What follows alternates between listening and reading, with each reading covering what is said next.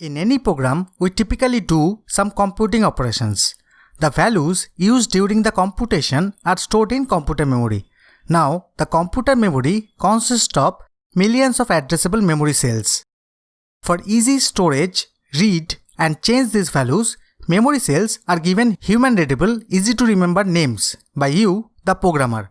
So variables are nothing but meaningful names for the memory addresses used by a running program to store your program's data. In C, all variables must be declared before they are used, usually at the beginning of the function before any executable statements. The general form of a declaration is type variable underscore list semicolon. Here, type must be a valid C data type like int, char, float, double, bool or any user-defined object. And variable underscore list may consist of one or more identifier names separated by commas. Some valid declarations are: variables can be initialized by assigning an initial value in their declaration. The initializer consists of an equal sign followed by a constant expression. For example, int x equals to 3, y equals to 5, semicolon. Char ch equals to y within single quotes, semicolon. Variables can be declared in three places: inside the function, in the definition of function parameters, and outside of all functions. They are called local variables, formal parameters, and global variables respectively. Local variables can be used only by statements in the same code block in which these variables are declared. A code block starts and ends with an opening and a closing curly brace respectively. Local variables are unknown outside of their code block. They are created on entry into their code block and destroyed on exit. Besides, a variable declared within one code block has no relation with another variable with the same name declared within a different code block. The most common code block in which local variables are declared is the function. Note that in C89, you must declare all local variables at the start of a block before any other statements.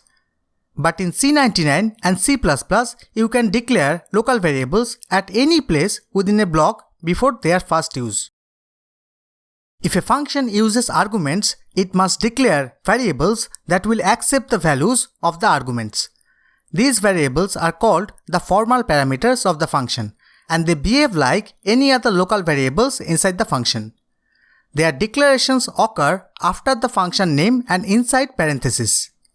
I will demonstrate how to declare formal parameters in a later section on functions.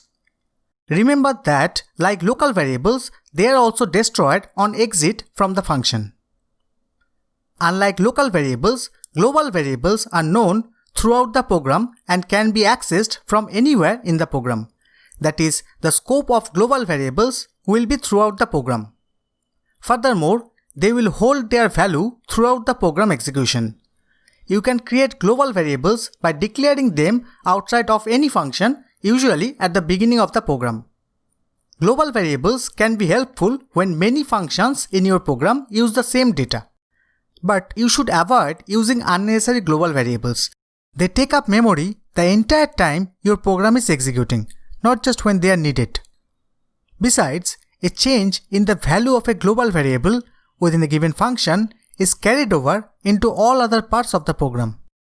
If such a change happens by mistake, it can produce programming errors that can be difficult to track down. So be careful. Thanks for watching. Next, we will discuss about keywords, the predefined, reserved words used in C programming that have special meanings to the compiler. See you in the next lecture.